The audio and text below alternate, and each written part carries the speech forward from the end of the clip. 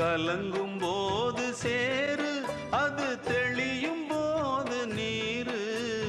கடவுள் போட்ட கோடு, அதை திருத்த போவதாறு.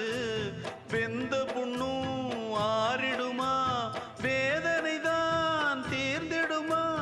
விண்ணுக்கும் மண்ணுக்கும் சம்பந்தம் உண்டுன்னு சொன்னது யாரு?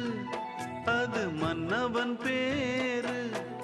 அந்த வானத்தை போல மனம் படைச்ச மன்னவனே, பனி துளிய போல குணம் படைச்ச தென்னவனே.